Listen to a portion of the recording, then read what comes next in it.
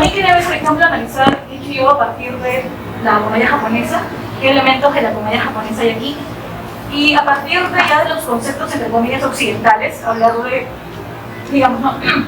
¿Qué relación tiene o cómo se puede ver el teatro del absurdo, la parodia, la sátira y la ironía, ¿no? Cómo es que estos conceptos, yo al menos los he analizado y los he visto en esa comedia, ¿no? Y el concepto de carnaval, que también es muy de literatura, ¿no? Hay un académico ruso que se llamaba Mikhail Bakhtin y él planteaba la idea de que hay comedias o hay cosas absurdas, ¿no? Eventos absurdos donde se puede ver el tema del carnaval. Bueno, brevemente, ¿no? Seguramente han visto el Rakugo, ¿no? Que es un anime, ¿no? Que habla justamente de este teatro tradicional que nació en la era Sengoku, ¿no? A finales del siglo XVI, ¿no? Digamos en la llamada etapa premoderna japonesa, ¿no? En términos occidentales. Y consistía en que una persona que era muy preparada, digamos, que tenía buena memoria, podía tener esta habilidad de contar chistes, bueno, chistes elevados, ¿no? A los shogunes, ¿no? Para entretenerlos, porque siempre había una función de comediante, ¿no? Así como la geisha entretenía con el arte de la música, de la poesía, pues este personaje pues también se entretenía a través de esos chistes que en el contexto de la época iban a hacer reír a estos shogunes, ¿no? Y también la comedia japonesa contemporánea, denominada Mansai, ¿no? Que también en algunos animes de comedia le han hecho referencia como Lovely Complex, ¿no? ¿Lo han visto? Donde hay dos personas, una juega el rol del bouquet, o sea, la que dice cosas chistosas. De hecho, en Ichigo se puede ver un poco de eso, ¿no? Que Yugo quiere ser ese rol de bufón, ¿no? Y en el caso de, digamos, ese personaje tiene un acompañante que responde a ese chiste y se supone que debe, pues, hacerle caso y como que responder de forma más graciosa, ¿no? Para así continuar con la comedia. Y de hecho, esta fue un tipo de comedia, un estilo de comedia popular en los años 80, hasta ahora todavía se practica, ¿no? Pero esta fue la época de boom, ¿no? Que justo coincide con esta etapa de Japón donde hay una gran, digamos, producción, ¿no? De tecnología, ¿no? De industria automotriz, y por eso también era muy, digamos, rico, entre comillas, ¿no? Y eso hacía que la gente se vaya a entretener, ¿no? O que compre mangas, o que vea cine, o que vea este tipo de comedias también. Y brevemente, ¿no? Digamos, a partir de mis conocimientos en literatura también asocio un poco esa cuestión del teatro del absurdo. No está tan presente en Ichigo, no es que es exactamente ese tipo de teatro occidental, pero lo vi como una referencia, ¿no? Porque también, ¿no? El teatro del absurdo también, justamente, como el nombre dice, ¿no? Habla de una comedia absurda, ¿no? Sino, digamos, una estructura narrativa lógica, ¿no? Ni que lleve a nada, a un fin, ni a un tema moral, no quiere mostrar nada, ¿no? Simplemente quizás uno puede reírse, ¿no? O reflexionar más que todo. Porque lo interesante es que, bueno, no sé si ahora lo siguen llevando, pero yo en un curso de introducción a la literatura, creo, me mandaron leer Esperando Godot, de Samuel Beckett. Y es una obra típica del teatro del absurdo, ¿no? Que fue este teatro que nació en París, ¿no? En el contexto del barrio latino, ¿no? Que, por si no saben, pues es esta zona de la bohemia, ¿no? Donde los intelectuales, los políticos y las personas que querían simplemente experimentar la bohemia iban a ese lugar, ¿no? Para beber, fumar, ¿no? Y estar en ese ambiente de bar, ¿no? Que ahora muchos poetas aún lo hacen, ¿no? Y bueno, de hecho Rubén Darío, ¿no? Famoso poeta también, si no me equivoco nicaragüense, también fue al barrio latino en su época, ¿no? A inicios del siglo XX, ¿no? Y bueno, la idea es que este teatro muestra justamente eso, ¿no? Puede mostrar situaciones absurdas, pero que te llevan a una reflexión filosófica, a una crítica social, por ejemplo, ¿no? Porque lo que más recuerdo de esta obra, menos de lo absurda que era, es que hay dos personajes que están esperando a Godot y ese tal Godot nunca llega, ¿no? Y mientras no llega, pues estos personajes hacen cosas rarísimas que, bueno, a mí al menos me dio risa, ¿no? Así como en Ichigo, ¿no? Hacer una serie de cosas raras, ¿no? Y pues, ese es el chiste, seguir con esa comedia. Bueno, en el caso de la parodia, es un concepto que yo lo tomo de Gerard Genet, que a todo lo que llamamos literatura nos hace leer narratología, ¿no? Que es esta ciencia, ese estudio de la semiótica que se encarga de estudiar cómo se estructuran los textos, ¿no? Cómo funciona la voz en narrativas, ¿no? En primera persona, segunda persona, el narrador exegético. Es todo un tema complejo, ¿no? Para ver conceptos, pero son muy útiles a los que estudiamos literatura, ¿no? Para analizar cómo se estructura esta narración. Y este autor pues propone justamente el concepto de parodia, cómo es que él lo entiende, ¿no? Y él habla de que la parodia, digamos, es un tipo de lo mismo género literario que tiene un efecto cómico, ¿no? Lo que busca es la imitación burlesca de un texto respecto de otro, ¿no? Pero esa imitación burlesca se puede trasladar a, ¿no?, las narrativas visuales, a pinturas, ¿no? Por ejemplo, como en el caso de esta famosa obra del Grito, que es la obra original, y en este caso tenemos a una reinterpretación burlesca del Grito, donde tenemos a Calamaro, que está asumiendo el papel del personaje que imita, ¿no?, de la famosa obra de Ibarguncho, ¿no? Y bueno, acá está Bob Esponja y su compañero, ¿no?, Patricio. Y bueno, en el caso de la sátira, Genet también toma el concepto de la tradición clásica, ¿no? Es muy grecolatino, ¿no? Y dice, bueno, sí, pues la sátira produce un efecto cómico, también busca la risa, pero produce un humor basado justamente en la crítica de las personas, de las costumbres. Es lo que hacía Ricardo Palma, ¿no?, en estas obras, en sus tradiciones peruanas, ¿no?, donde, bueno, más que todo rescataba la nostalgia, ¿no? Creo que hay incluso pintores más críticos, ¿no?, que en esta época, en el siglo XIX, en el siglo XX, narraban costumbres peruanas para criticar los vicios, ¿no? Por ejemplo, hablaban de la gente que apostaba, de que robaba, ¿no?, las mujeres morales de la época, ese tipo de humor, ¿no?, que justamente, incluso en las caricaturas, ¿no?, ridiculizaba a las personas para burlarse de ellas y decir, mira, es un avaro o esta persona inmoral, ¿no? Ese es el tipo de, digamos, de humor satírico. Y en el caso de la ironía, es un concepto que algunos lo confunden con la sátira o la parodia. Dicen, ¿qué es ironía?, ¿no? Y para tenerlo claro, simplemente es un juego comunicativo en el que uno puede decir algo de forma explícita, de forma escrita incluso, pero la entonación, como lo dices, la modulación de voz, la mirada, la performance de la persona, pues te va a revelar que lo que está diciendo es otra cosa, ¿no? Por ejemplo, yo puedo decir, ¿no?, me encanta esta clase, ¿no?, y es obvio que por mi tono de voz no me gusta, estoy aburrido, ¿no? Esa es la ironía, ¿no? Y también se expresa mucho en las comedias, ¿no?, cuando un personaje dice una cosa, pero vemos por su personalidad o por la emoción que expresa, ¿no?, por la actuación del lenguaje, que no es así, ¿no?, que quiere decir lo contrario. En el caso del carnaval es un concepto que no muchos conocen, a menos que sean de la carrera de literatura, ¿no?, porque suena muy extraño, pero igual, ¿no?, se aplica en los carnavales también tradicionales, ¿no? Pues, en el caso de Raskin, él se va hasta analizar la Edad Media para rescatar el concepto de carnaval. Dice, ¿qué era el carnaval en la Edad Media? Y descubre que el carnaval, pues, o mejor dicho, él lo plantea, lo lee como un evento, digamos, un espectáculo ritual donde participan un gran número de gente, ¿no? Y cada persona juega un papel. Por ejemplo, en la Edad Media habían pueblos, ¿no?, de esta época, europeos, donde habían días especiales donde las personas podían disfrazarse de lo que querían, ¿no?, de nobles, si eran pobres, de un panadero, incluso de demonio, ¿no?, o de un ángel. Y estaba permitido porque era el carnaval. Era como se decía el mundo al revés. Y mientras dura ese carnaval, pues las personas podían vestirse como quisieran, actuar como quisieran y bueno, podían, ¿no?, todo estaba permitido, ese era el show, ¿no?, disfrutar ese momento, ¿no?, como dice aquí el cartería, ¿no? Y de hecho por eso se da la imagen, ¿no? Y hasta ahora se mantiene un poco esa costumbre, ¿no?, de que en el carnaval al menos el espíritu de la fiesta, incluso en el carnaval de Venecia, ¿no?, se mantiene la idea de la mascarada, ¿no?, de evocar eso religioso. Bueno, ahora sí brevemente paso al análisis de Nietzsche y yo en base al concepto de comedia planteado, la sátira, la parodia y los demás. Por ejemplo, Yoko me parece un personaje interesante porque siento que a través de él se enmascaran otros personajes o juega a ser un personaje y después ser otro. Toma un poco de varios personajes propios del anime y de otros géneros. Por ejemplo, obviamente se figura la comedia, ¿no?, como sería la comedia tradicional, ¿no?, ya sea grecolatina, ya sea, ¿no?, colonial. Siempre le busca hacer reír. De hecho, en la serie, en el capítulo 8 también busca sacar el chiste a sus amigas, aunque no lo logra, aparentemente. Pero también me hace recordar a la Genki Girl, digamos, a esa chica enérgica, porque todo el tiempo tiene mucha energía, es entusiasta.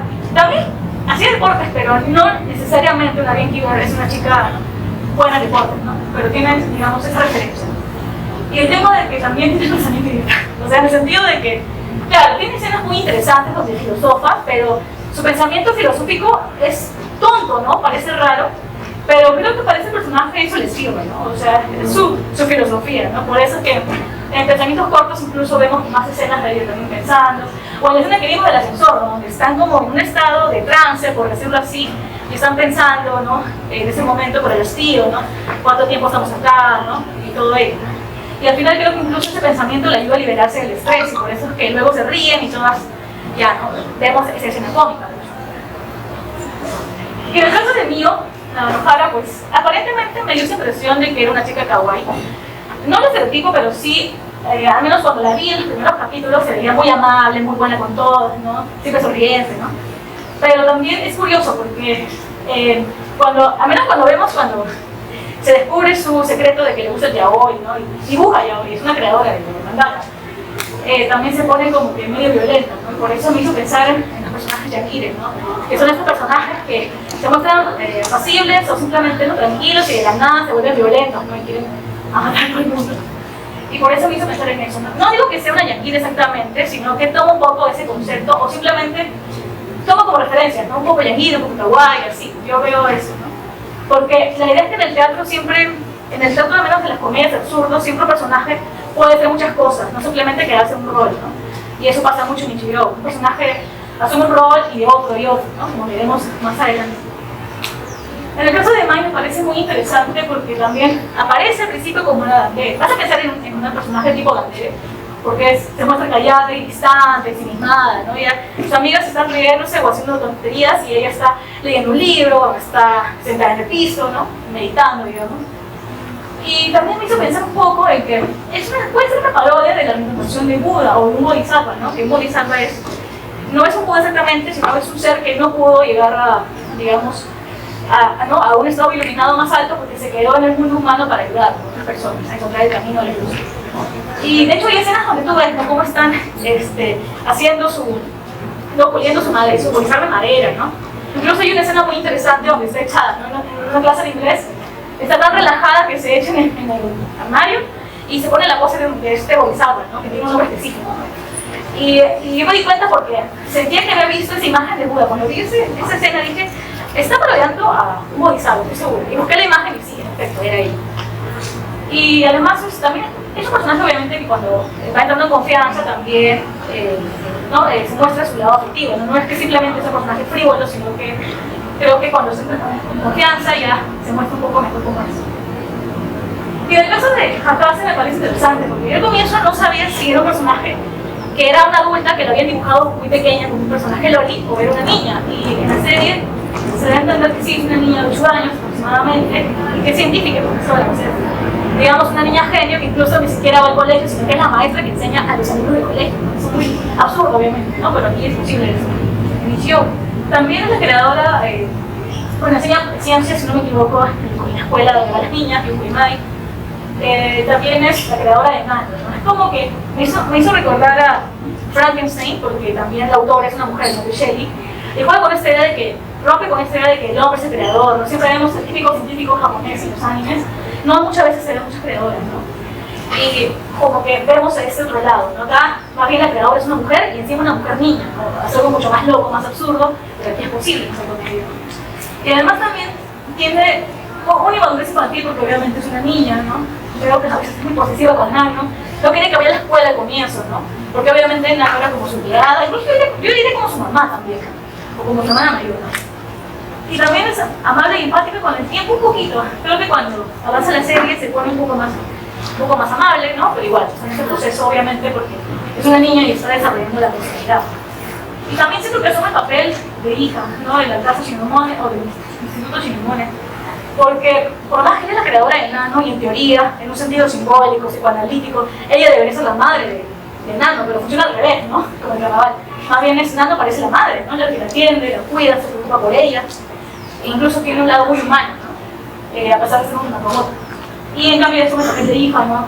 Traviesa y madura, ¿no? Que le hace bromas, que come golosinas, aunque no lo debe hacer como toda mamadísima. Y todo ello, ¿no? Pero igual, es un personaje muy poderoso. Digamos que su empoderamiento está en el sentido de que es científica, no es profesora, ¿no? Y al final entiende, obviamente, ¿no? Está también conduciendo la amistad. Y en el caso de Nano también es interesante, ¿no? Es este robot doméstico creado por Hakase. De hecho, la hija Hakase le deja, evidentemente, esa tuerca, no sé cómo decirlo, ¿no? Porque le parecía bonito, kawaii, cuando Nano es tan inteligente pudo haberle sacado esas tuercas, digamos. Supuestamente tiene 2 años, ¿no? Cuando estuve buscando Wikipedia decía 2 años, pero luce obviamente como una chica adolescente, como la típica colegiala japonesa, ¿no? de los shoyos, por ejemplo, o bajo shoyos. Y también siento que asume simbólicamente el papel también de Akori, que no llama de casa, de madre o hermana mayor si quieres, de hermano. Y es curioso porque es un personaje que me parece un poco, no perturbador, pero sí muy curioso porque asume el rol de mamá en casa de Shinomone, pero cuando va a la escuela asume el rol de colegial adolescente. Juega entre ese rol, es madre, adolescente, es colegiala, ¿no? Juega con esos roles. Y también nos hace evoca el mito de Pinocho, ¿no? Porque hay una escena donde dice que quiere ser una niña de verdad, ¿no? Uno podría decir, es una parodia de Pinocho, porque Pinocho también decía eso en su propia historia. Y al final, igual, es un sentimiento sincero y como no puede obviamente ser una niña de verdad, acá se le deja ir al colegio, ¿no? Para vivir la vida de una chica adolescente, ¿no? Es como una parodia del bajo shoyo, ¿no? Va a vivir, va a conocer la amistad y va a tener muchas aventuras. Y también es curioso porque también a lo largo de la serie también vemos sus partes de cohete, que incluso Nano le va implementando, ¿no? Le pone cosas raras, ¿no? Como le dice la mano cohete. Incluso hay una escena muy curiosa que me hizo pensar en Astro Boy, ¿no? Esta referencia donde sale volando, ¿no? De sus pies salen unos cohetes, ¿no? Yo dije, esta es una referencia a Astro Boy, porque obviamente Astro Boy es un anime, digamos, canon, en el campo del mecha y todo ello. Y yo creo que fue una suerte de homenaje a Astro Boy, ¿no? Hacer un capítulo siquiera donde se vea ese tema del efecto cohete, ¿no? En las piernas de Nano, del robot. Y en el caso de ver el carnaval, ¿cómo se aplica el carnaval y también el concepto del asunto de Nichijou? Pues el mundo de Nichijou también, como ya dije, nos funciona al revés. Si quieren entender el concepto de carnaval, simplemente carnaval es mundo al revés. Puede ser un mundo al revés momentáneo o eterno, pero el tema es que todo es al revés, ¿no? Y eso funciona aquí en Nichijou mucho, ¿no? Vemos una niña, ¿no? Obviamente, una niña profesora, un gato que habla, ¿no? Un niño que va a la escuela con una cabra, que eso es absurdo.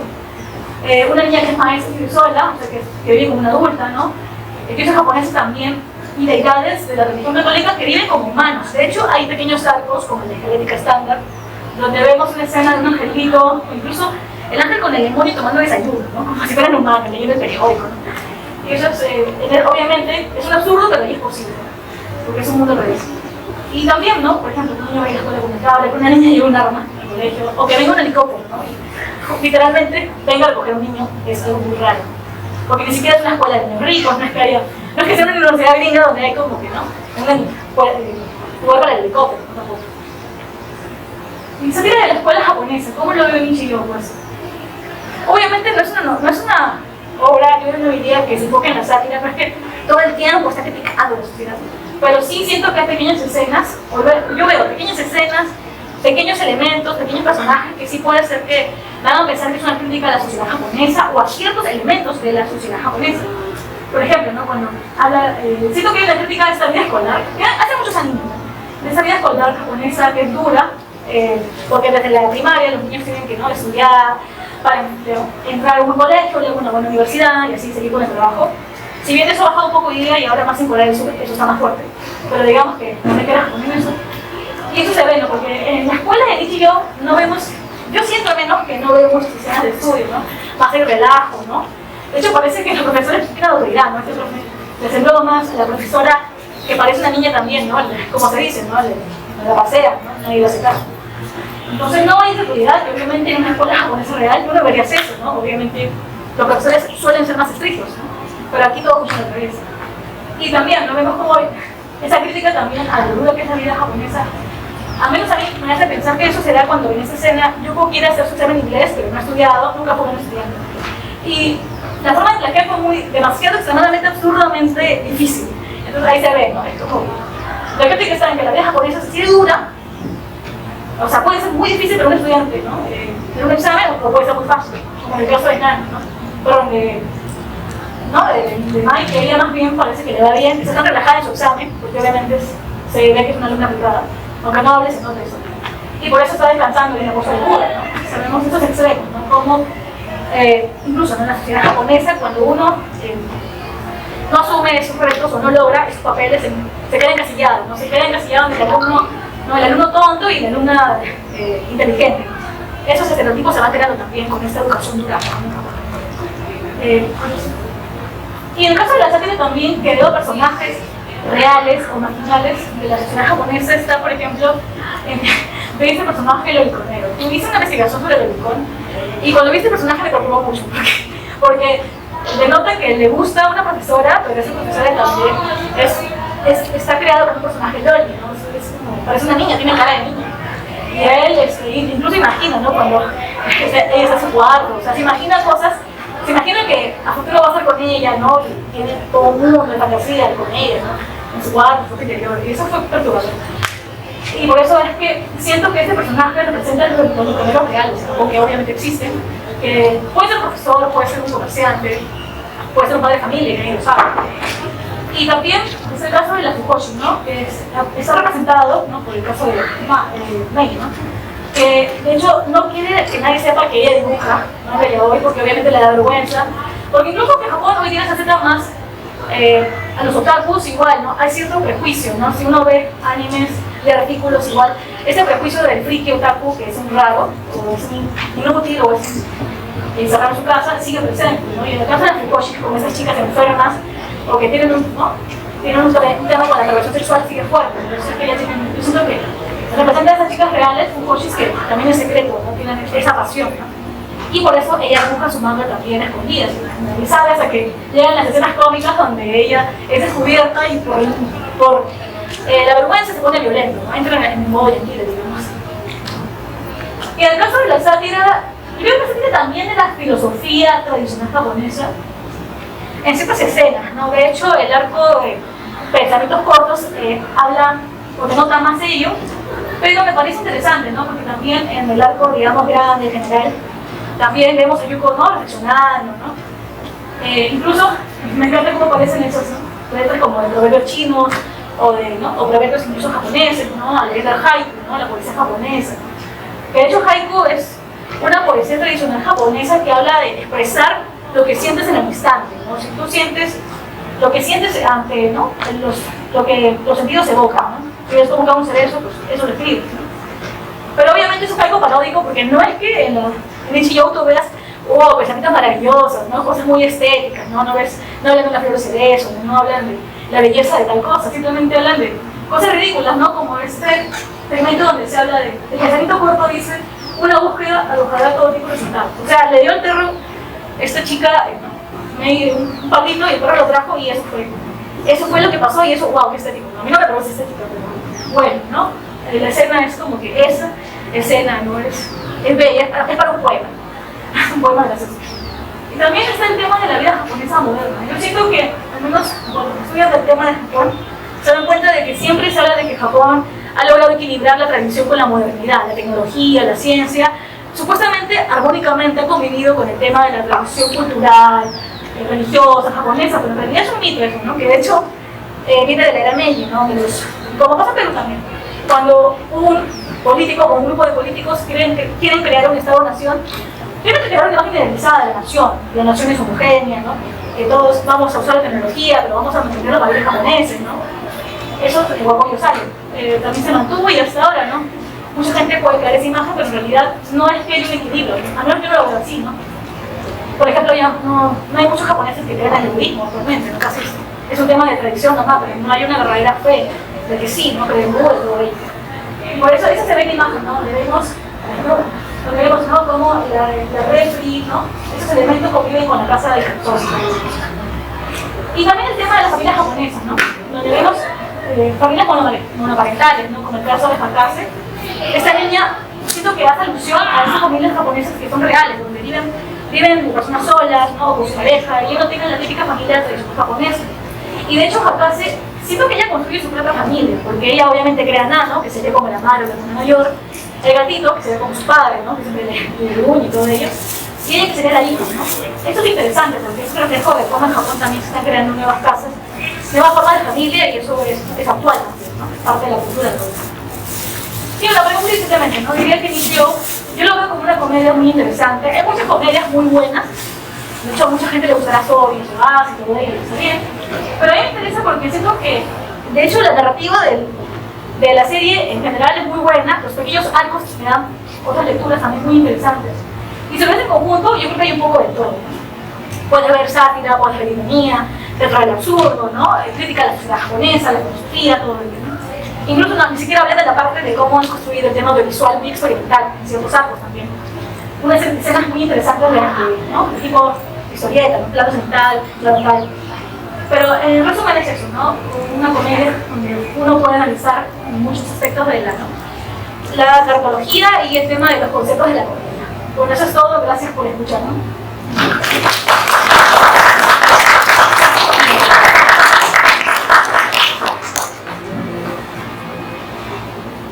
¿Preguntas?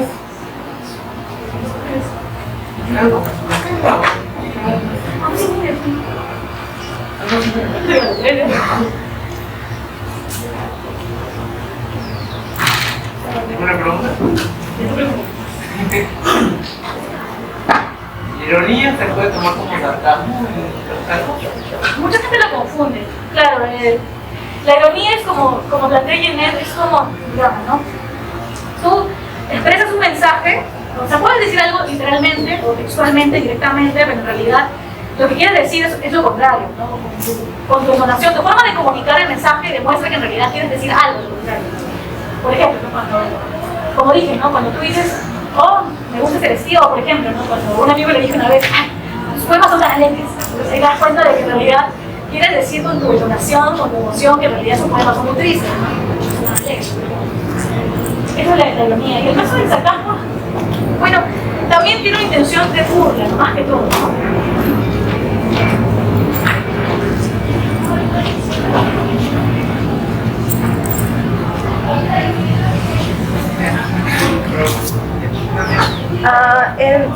Al describir a Yuko dijiste que era una Genki Girl, pero en un capítulo más adelante hay una escena donde los dobles se invierten y Mai es la que hace que hace bromas y Yuko es la que le responde, pero en ese momento quiere negar que tiene ese doble de su cómic y me parece muy interesante que se inviertan los dobles.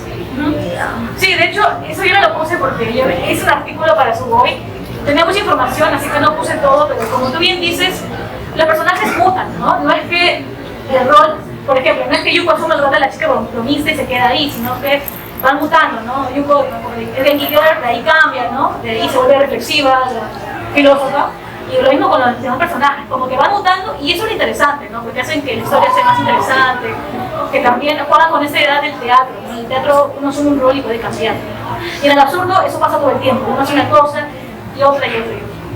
Es un concepto tan de Japón porque ni siquiera lo ponen en los subtítulos como Bokeh y Tsukomi, sino que quiero responder, que no quiero responderle a la broma y aparece bastante también en los otros. En Asobi Asobase, Hanako es la que hace de Bokeh y las otras dos son Tsukomi. Claro, siempre hay un personaje que hace la broma y otro que le contesta, ¿no? Y en ella hay un poco de eso, pero lo gracioso es que no siempre le contestan a Yuko. Yuko es la que bromea, pero a veces le responden que aburrido, le hacen caso y otras veces sí. Y otras veces cambian el rol. Eso es interesante.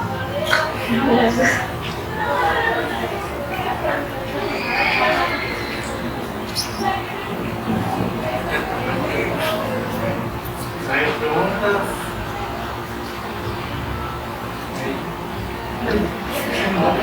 Cámara normal.